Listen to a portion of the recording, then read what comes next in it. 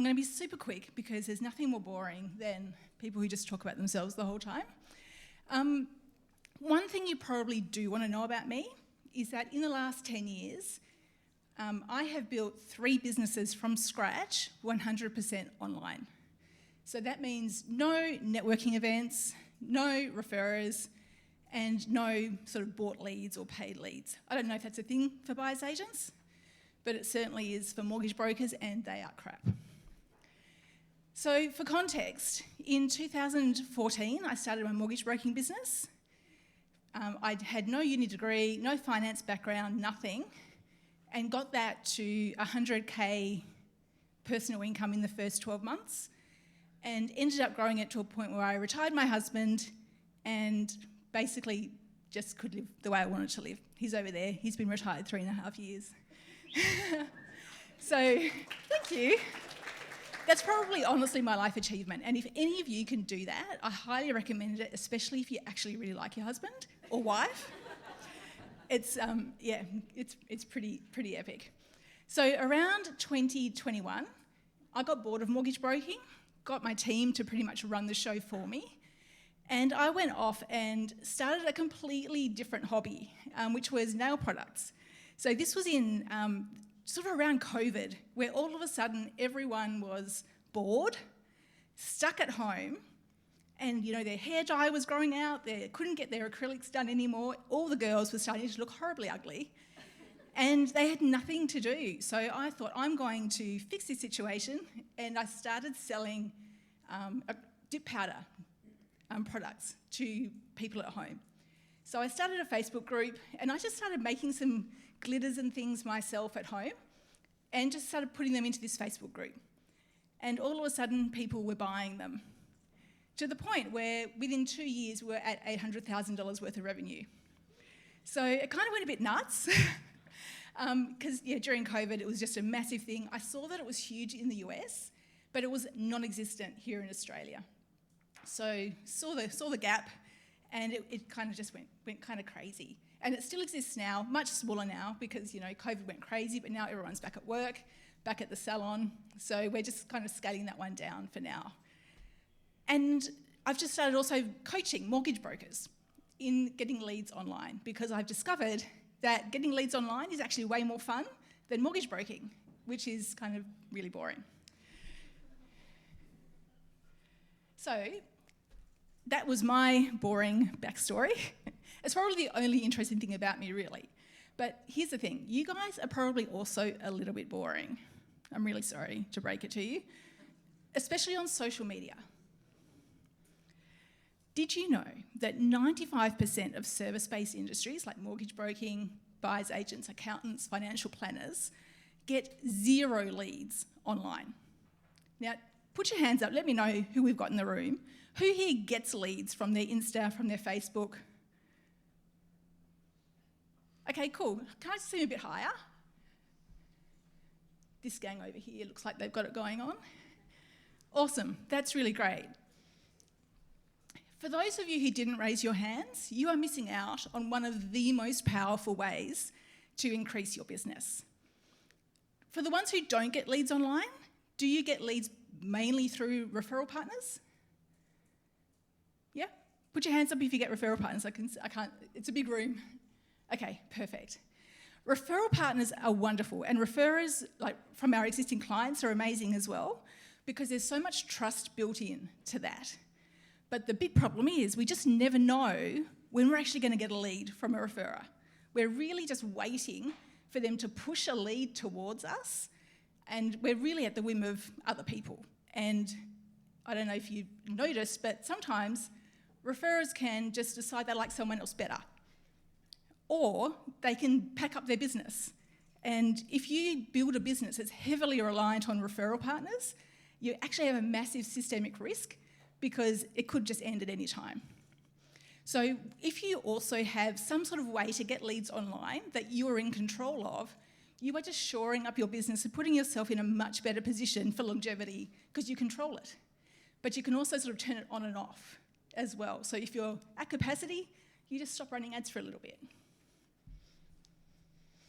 So I want to know, for those of you who aren't getting leads online right now, What's been your biggest struggle? Consistency. It is hard to just keep on keeping on. Anything else? Quality of leads? Absolutely. Lots of tire kickers online. Heaps. Anyone else? What about don't know what the hell to say? Is that a thing? Yeah. All right. There are some really good reasons why getting leads online is so hard, especially when we're used to getting beautiful, warm referral leads. Referral leads are the best because they just get handed to us and there's already some intrinsic trust built in because the person who's referred it trusts us already. So when it's like Chinese whispers for trust, it just gets deferred onto us. So it makes the sell incredibly easy. But what happens when we take that incredibly easy sale and apply it to social media leads? It just doesn't work because inside social media, that level of implied trust doesn't exist. So we end up having it look a bit like that, like a hot mess. Oh, sorry, I'm just going to have a quick drink. Dry mouth sort of thing.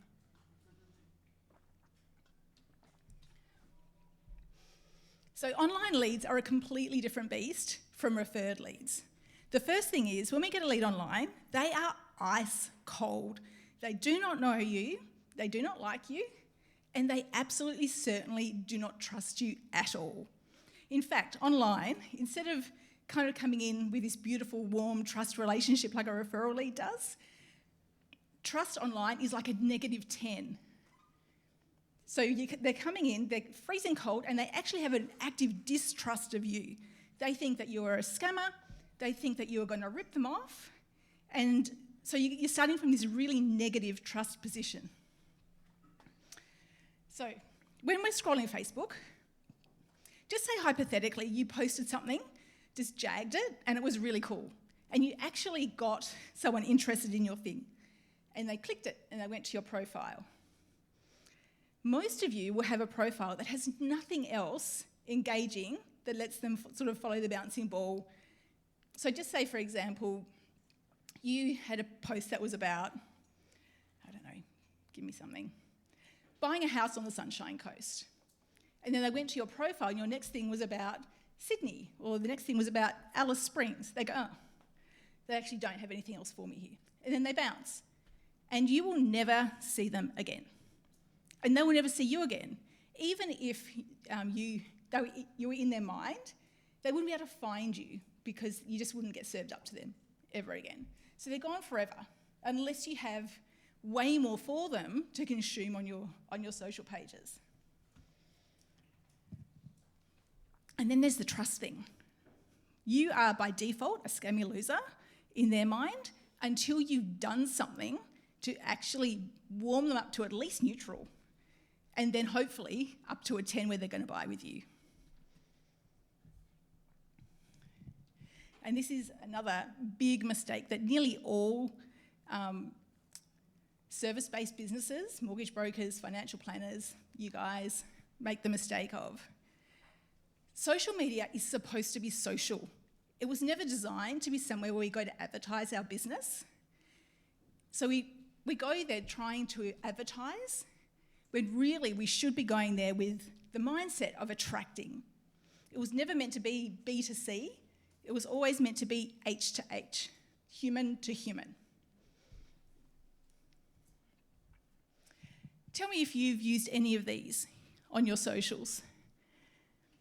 I'll do the hard work for you. We've got access to off-market deals. We work for you exclusively. We'll save you time and stress. And we've got relationships with sellers. Hands up. Be honest. Yeah. So the way that we often go into social media is we're going to start talking about what we do, our unique selling proposition.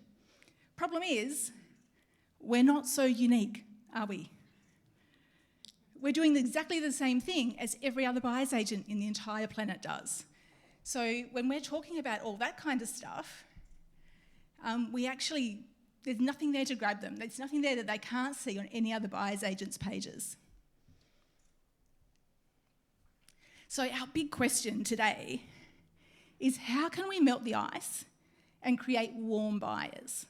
How can we build up that trust level from -10 up to at least 0, where they're going to be kind of at least neutral towards hearing from us, and then hopefully up to a 10? And then how can we differentiate ourselves from all the other buyer's agents out there? And the answer to that, my friends, come on, there should be a little video thing here. Go. Oh well. Is a niche. Who here's heard of niching before? Who's done niching? Awesome. What's your niche? Nice. Who else has got a niche? You? What's your niche? I help people with budget Oh, renos. awesome. Yeah. Awesome. Who else? Come on, throw them out. Oh, excellent. Yep, fantastic. Did I see a raised hand over there? I think I saw it, come on. I'm a builder. You're a builder. So who do you help? Anybody. Like understanding the product's the most important part of negotiation, right? So understanding what we're buying. Awesome. Yeah. So do you have a specific client that you serve, or is it more that you've got this edge? Yeah, it's good word. That's what we call it actually. Yeah, both. Predominantly investor though. But obviously just buying a house is buying a house. So being able to sort of look at what issues there might be and being able to quantify it and defect it, and that's kind of our point of difference, I guess. Yeah. Awesome. That's really good. All right. So in terms of niche, when I started my mortgage broking business way back in 2014, as I said before, no finance background, no uni degree, absolutely no qualifications whatsoever. You know, if you looked at me on paper, you wouldn't have wanted to work with me, really. But what I did have going for me was a niche. One thing I had been doing was investing in property. I had done some subdivisions and, I was super interested in property investment as well. So I had this natural inclination, natural desire to work with people who were interested in what I was interested in. I had no desire to work with first home buyers until person after person after person, what a freaking offset account was. Honestly, is there anything more boring than having those conversations over and over and over again? So from day one, I had a niche. I went straight into working with property investors, and I found a group of property investors on the internet. And everything I did, in every interaction online, every ad, every post, was all about property investors. The mistake that most people make is they want to speak to absolutely everybody. There's a whole world out there, and I will take whoever comes into my presence. I'm going to post something online and just wait for the hordes to come and speak to me about being their buyer's agent. So what niching does is it says, no, I'm going to serve just these few clients. So what we have here, these guys, they're all doctors. They all live in Melbourne, and they all want to build a passive income through property. And we're not going to try and attract the elderly looking for retirement homes or people just buying their next upgraded house. We're not going to try and attract those people at all. Now, this is not to say that we're never going to work with those people. It's just that we're not going to try and attract them through our online marketing. We're not saying no to anybody because we still have businesses to run. But we're only going to try and attract one type of person. And there's actually a hidden impact that this will have for your business behind the scenes. When you work with one person over and over and over again, you don't have to do research Australia-wide or in lots and lots of different things. Your process, you can have a process. When you serve everybody doing different things for all the people, you can't really have a good process in place because the research and the things that you're doing are going to be different every single time. But when you serve one kind of client exclusively, it lets you have a very streamlined back end of your business. So what we're going to do here is, rather than going and attracting the whole market, and by trying to do that actually attracting nobody, we are going to try and attract one segment of the market and go very deep and specific with them. So the beauty of this is it stops us just going with all those, the 5 points that I put up earlier, and it lets us speak to specific problems that our clients have, and it stops it being all about us, and we can suddenly make it be all about them instead. This is actually super important, because when you think about what you do when just say you're scrolling on Instagram, right? You've had a hard day at work, you're laying down on the couch, brain dead moment, and you're just doom scrolling, right? What you want is entertainment. You might want to see a cat video or stalk your ex. You do not want some random buyer's agent telling you that they are great at negotiation. Like, who freaking cares? It's actually a rude interruption from your doom scrolling, isn't it? But when we have a specific client that we can serve, imagine if you're scrolling and I personally are your target market and you know what I'm thinking, and all of a sudden I'm scrolling and I see something that you're offering and it says, like, I'm a doctor, right? And I want to build a passive income. And it says, check out these 3 suburbs that we've bought for our recent clients that are yielding 8%. It's like, oh shit, that sounds like something I actually am interested in. So I'm going to have a little click, aren't I? Which might take me to your profile, and there's a whole bunch of other stuff there that is talking about building a passive income portfolio, that gives you 100 grand a year or whatever. That's going to lead me down a path of binging your stuff. All of a sudden you're Netflix. And that's what we want. The more time that anyone can spend on your brand as a buyer's agent, the better they're going to get to know you. And can you see what's happening here? The ice starts to melt and the trust starts to rise. So deep and specific, not broad and generic. So who are you going to choose? If you had to choose a target market right now, and you do, who are you going to choose? In your workbooks, I think there's a whole bunch of stuff that they put in there. You don't have to do it now, but have a look, because there's a ton of questions and a ton of things you can do to profile your ideal client, which is going to help you get into their heads in a way that you've never been able to before. So when you start to think about who you want to serve, actually, I just had a thought. I've got no idea what the time is. Am I on time? Oh, okay, cool. So who are you choosing, but also what problems are you solving for them? Because don't forget, we want to make this entirely about them. Not about you, not about your service, but about them and what they're hoping to achieve. Now, usually, people want to achieve one of a couple of things. Usually they want to get richer, they want to grow their wealth, or they want to have a nicer lifestyle or a higher status. So for your clients, it's probably going to be more a nice lifestyle or more wealth. And that's what we want to speak to.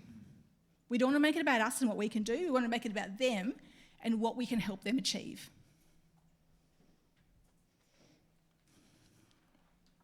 Once you've sort of got in your head who that might be, one thing that's super, super helpful, which can make communicating online so much easier, is to create an image of what they might actually look like.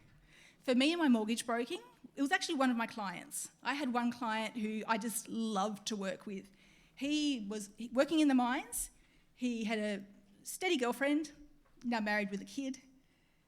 He was so fun to work with. He was chill, he was relaxed, he was funny. Here's my picture. When I do anything online to speak to my target market, he's who I think of. And I speak directly to him in all my communications. So if you can have an image or like a literally physical picture of who you want to speak to, it can just make the clarity of conversation so much better.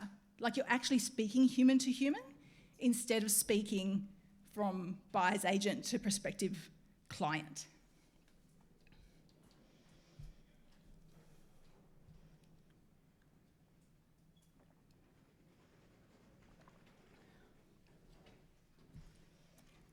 This is something that I teach my mortgage brokers. It's called my client conversion framework. And what it does is it centres on our ideal client and what we want to help them achieve, what they actually want at the end of the day.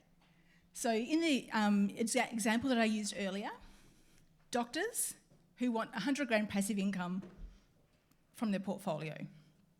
That would be their aspirational goal. But the thing is, they don't have that yet, do they? So why don't they have that? There's always going to be a few significant hurdles that they have that is stopping them from taking action and building the thing that they want. So for my doctors, for example, one of the things might be they don't have enough time. That's certainly something that you guys can help them with, isn't it? They don't have enough time to do the research. They actually are so busy being a doctor that they want to be able to outsource it straight away. It might be that they would like to actually be quite involved in the process and learn the skills, but they don't know where to start researching. They don't know how to find these deals. And like when there's the whole of Australia to look at, that's also super time consuming. But they might just not know what to research. They don't know how to choose a good deal over a shit deal. So that could be another hurdle. You will know what your hurdles are. We really want 3 main ones that we can speak to rather than 100. Because having 3 main hurdles means that we can solve the biggest problems and have a ton of consistency throughout everything that we say online.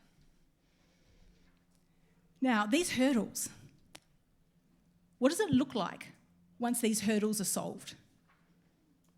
What does their life look like once they don't have these hurdles anymore? When we can speak to the hurdles, which is the problem, and what life looks like after the problem, we can then map out a bit of a journey for them, can't we? We can take them on a couple of steps that are going to take them from problem to solution, and that's what we can talk about in our socials as well. The little incremental steps, the little things that will guide them through to help them get over that hurdle, which is going to make them one step closer to achieving what they want to achieve. Now, sometimes this is going to be something that we can actually physically do for them, like come work with me and I'll do the whole lot for you. But sometimes it might be something we can give them, a small tool or a resource that we can give them that's just going to help them solve a really small problem, and in doing so, just build trust. There's no better way to build trust with anyone online than to actually help them. And the thing is, because they're so ice cold and the trust level's down here, they don't actually want to talk to you at this point. So we need to do it in a really, really low hurdle way for them, make it as easy as possible for them to get something of ours that will show them, first of all, that we can help, second of all, that we know our stuff, and just actually help them get a result. Now, the thing with what you guys do, you do a lot of research. And this sounds really counterintuitive, but it's almost worth giving away everything you know. Because when you teach people what you research, I can't think of a better way to make someone go, I don't want to do this. Don't you think? So for me, like this is one thing I did for my property investors.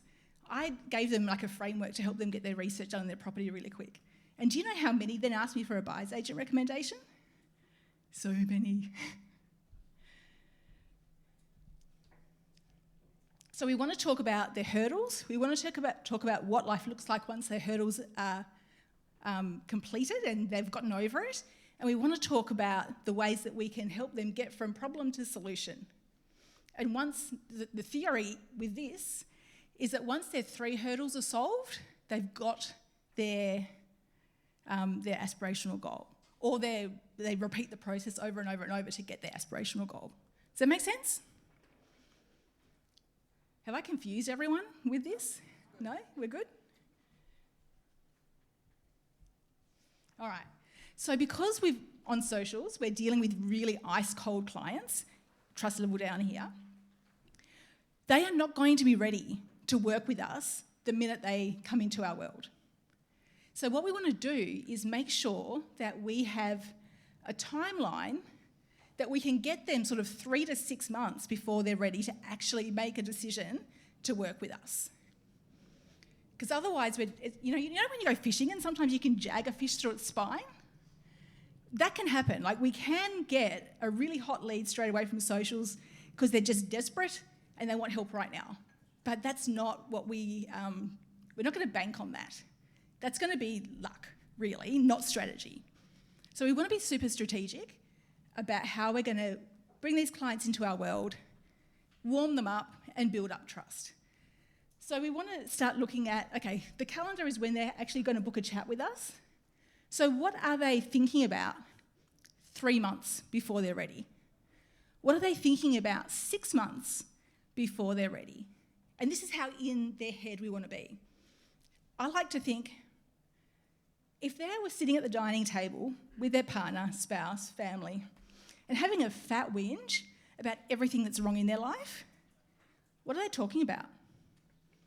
Like, imagine just sitting yourself down at their dining room table and just listening to what they're saying. Like, for these doctors, it might be, I've got this massive income, I know that my prospects are huge and I'm going to be really wealthy, but I don't just want to spend it on Mercedes and mansions for myself. I want to be able to retire someday because the lifestyle of a doctor really sucks. And I don't think I want to do that until I'm 50 or 60. And also, I want to have a family.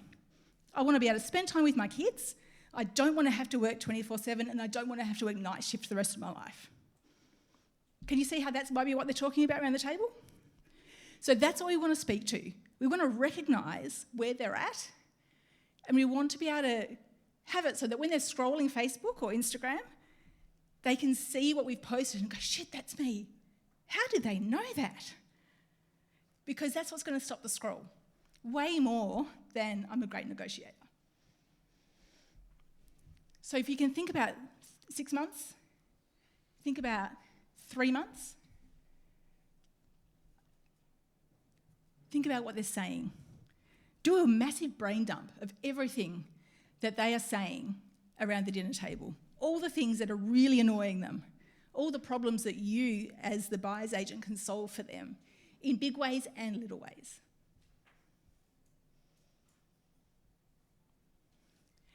Once you've got an idea of what they're talking about around the dinner table and what their pain points might be, all of a sudden, you can see how you can create little tools, little resources that might be interesting to them.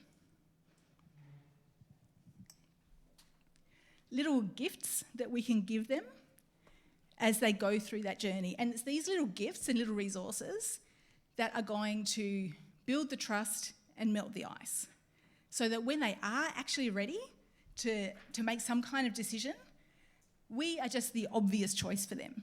They're not going to look at someone else who's got a generic buyer's agent Facebook page. It's going to be a no-brainer that they work with us because they know us, they like us, and they trust us by this point. And when we then email them and say, hey, do you want to book a call? It's just like, hell yes, I am so ready for this.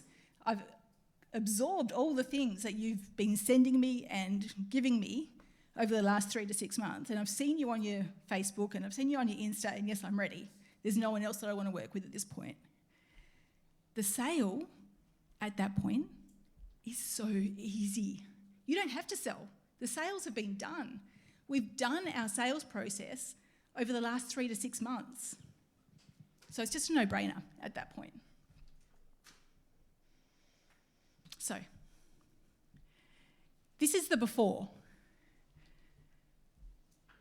Your Facebook page. I get off-market properties. I do the negotiation. We do the hard work. Got local expertise. Same as everyone else.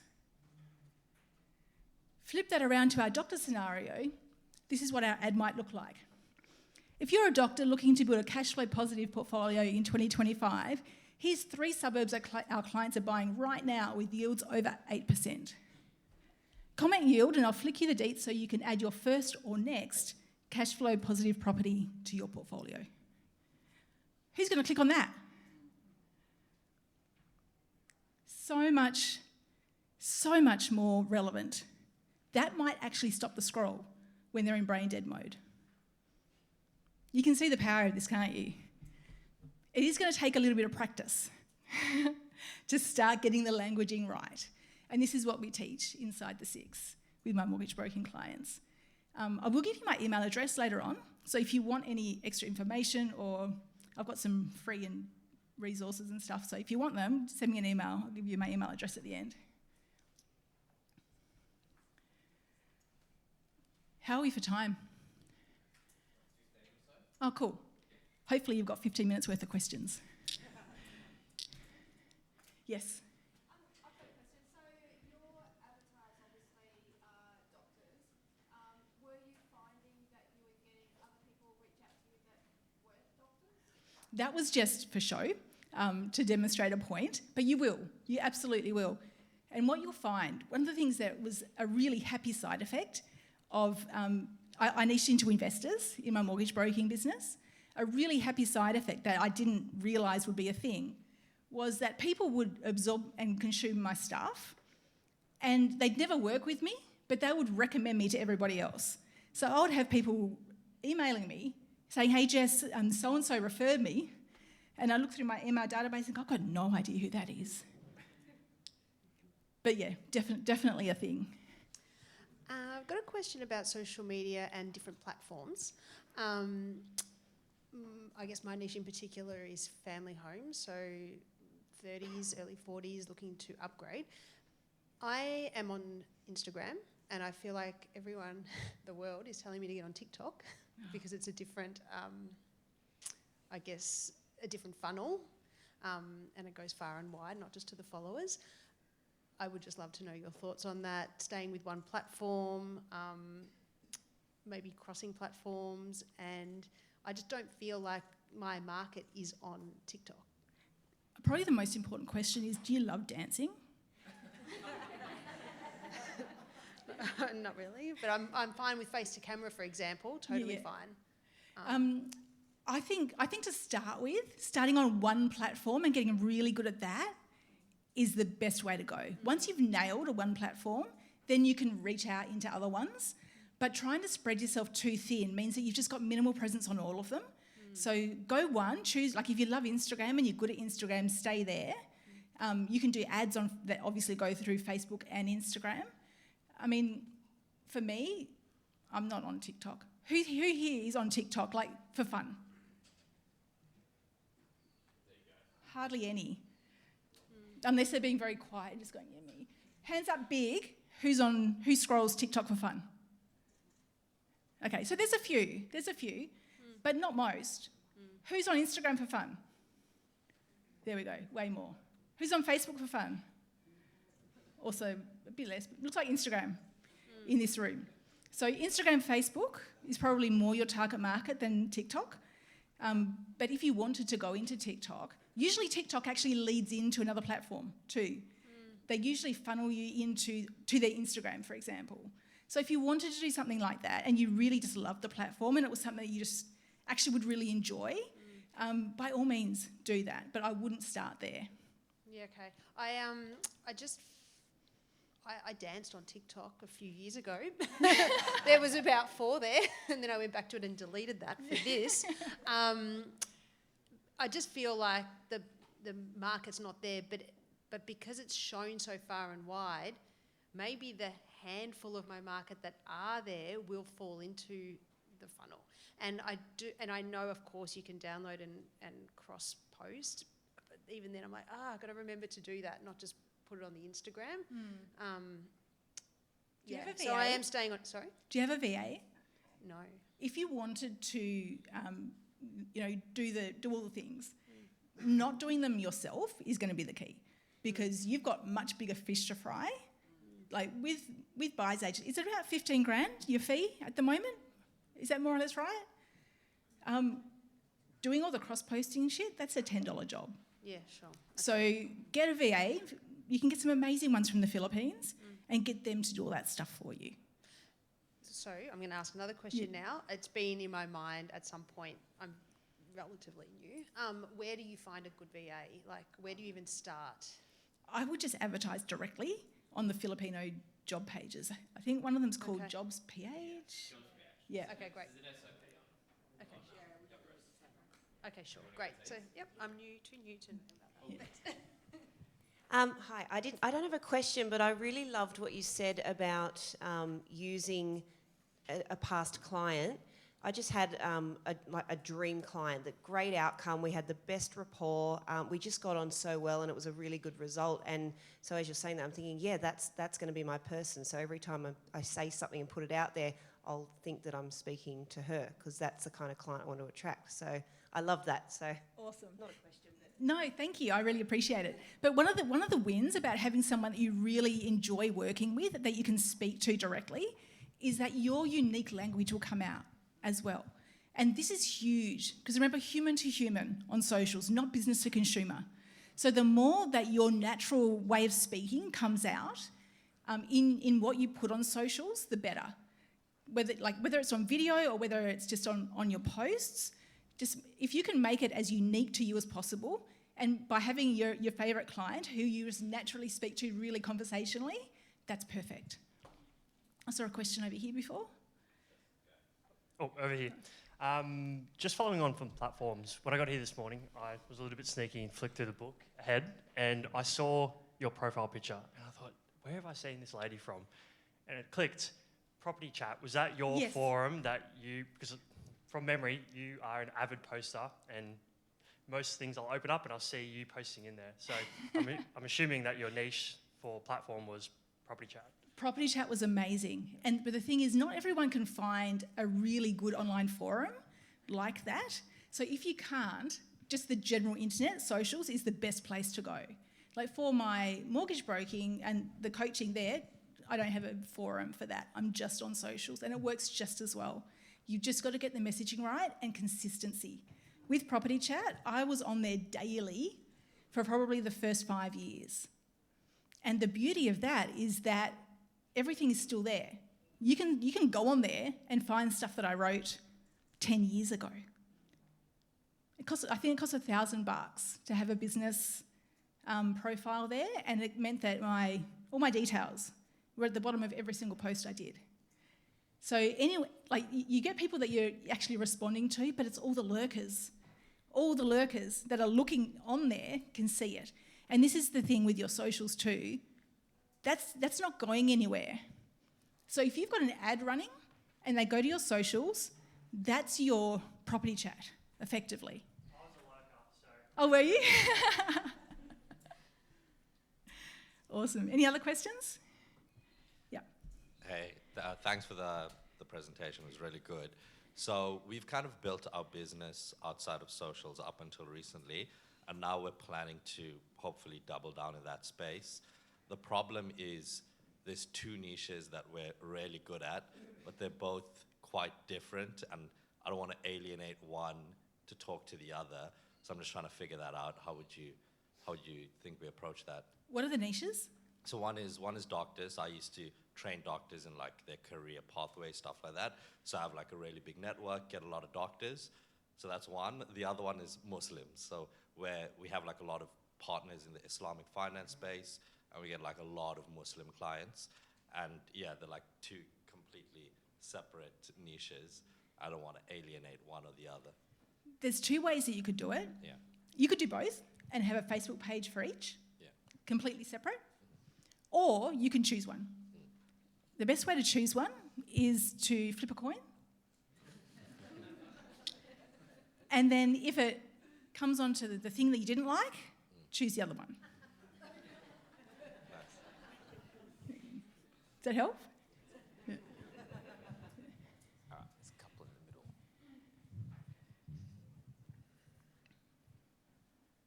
We're on camera over here. Amazing presentation, Jess. Look, I built my business without social media, and 3 months ago I realized that the whole bunch of these beautiful people are doing socials, and I thought, oh my God, I'm behind. So I'm posting every day, and I've got like 669 followers, which is absolutely nothing. How long does it take to actually to skyrocket it, or do I pay for my ads? What's your advice? Because I've got a lot of experience to share. I just don't have anyone to share it with. I mean, Do you have a niche currently? well, it's I focus on Mornington Peninsula and basically families who are relocating there. Yeah, that's my guys. On Oaks. The first thing is you don't need to have a huge following. If you look at any of my socials, like I think on my coaching one, I've got like 270 followers. The thing is to having the right followers. Because once you've got the right followers following you, once you've got all people who are looking on the Mornington Peninsula or people in the Mornington Peninsula and that kind of thing, it makes it so much easier for the algorithm to find more of those people. If you've got 10,000 followers, but they're this mishmash of randos, it's actually useless. Mm-hmm. It's just vanity metrics. So forget about how many and look at the quality. Look at the quality of who you've got in your follower list. If you want to start getting leads from socials and you've got a big random mash of followers, I would not hesitate to go through and get rid of them all. Go through and get it back down to 6 if that's what it takes, and start rebuilding again in line with your niche and your brand. Mm-hmm. Thank you. Yeah. Hi.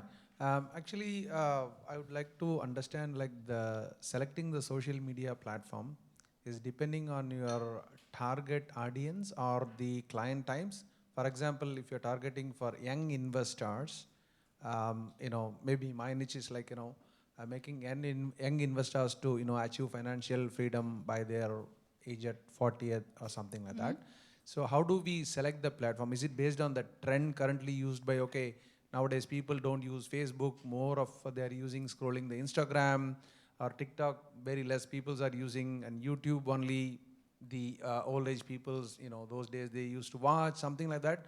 Or how do you select the platform? Or you can target multiple platforms, like some prefer only YouTube, some prefer, only look at LinkedIn or maybe Instagram. So how do you select the platform based on the age or their interest, or how do we go Age about definitely would come into it. If you are having a younger niche, like sort of first home buyer sort of age, I would not bother with Facebook because they're not there. They're on Instagram and TikTok. And probably Instagram would be the better platform because you'll probably reach more people there. And if you were to go onto TikTok, like I said before, a lot of it would feed onto Instagram anyway. So that's where I would go with a younger audience, definitely Instagram. YouTube's amazing if you've got long-form content that you want to direct people to. So just say you did a webinar for your target market. That would be an amazing place to host it, and anything else that you can sort of put up that's going to be relevant. See, this is the client journey, right? You know how we're talking about the 3 to 6 months before they're ready to buy? If you can take them down a predetermined path to get to their end result that has a few little sort of lead magnet type of things. Is everyone familiar with what a lead magnet is? Yeah? Cool. So if you've got lead magnets, some longer form content, like an hour-long webinar, and sometimes some short bits and pieces that you can put on YouTube, that stays there for good. YouTube's great for anything that's not going to age. So to get people from socials with a lead magnet, get their names, numbers, and start taking them on a journey. Start directing them to the other things you've got for them. And if you've got like an hour-long webinar or something like that, hosted on YouTube, if they sit there and watch the whole thing, the trust level is significant from something long like that. And then if you've got something in the comments there that leads them to the next thing, which has a link to your calendar, call to action of some kind, that's how we start building out that client journey. Okay, which means capturing leads is going to be the primary platform, and nurturing them and then converting them into opportunities or leads, maybe redirected to a different platforms to nurture them and start giving more information about it. The goal is always to get a name and number and an email address. Yep. Everything we do on socials, we want to be getting their contact details so that we can start to nurture them offline as well as in public. So the way that I personally like to do it, Facebook ads, name and number, then into my email. I love to write. Email's my jam. So I put them on my email list and I have no problem emailing them a couple of times a week. Whatever it is for you, email might not be your thing. It might be video or something like that. Do whatever is your natural inclination. But yeah, just do it. That's the main thing. And you don't need a lot. You don't need to have tons and tons of stuff. You don't have to be this content creating machine and be the next sort of buyer's agent influencer. That's not a thing. You don't have to do that. You just need to have a few specific things that you've planned out for them to go down a client journey. Thanks, Jess. No worries.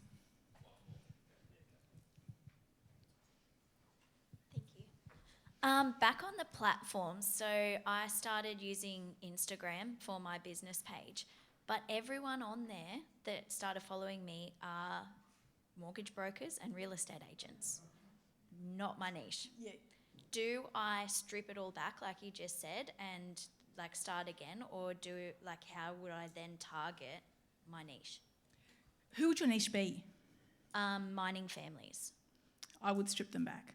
Okay. Yeah.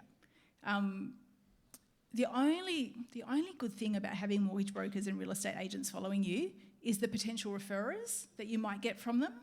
But when you're starting and you really want to get that quality following, I'd probably get rid of them. Touch base with them and just say, look, I don't want you following me here because I'm using it for my target market, but follow me somewhere else, like your personal page on Facebook or something like that. Because that way you can still maintain some kind of relationship, and you can still post stuff on your personal Facebook page that's then going to lead to the link to the Instagram, and that way you can kind of have the best of both worlds.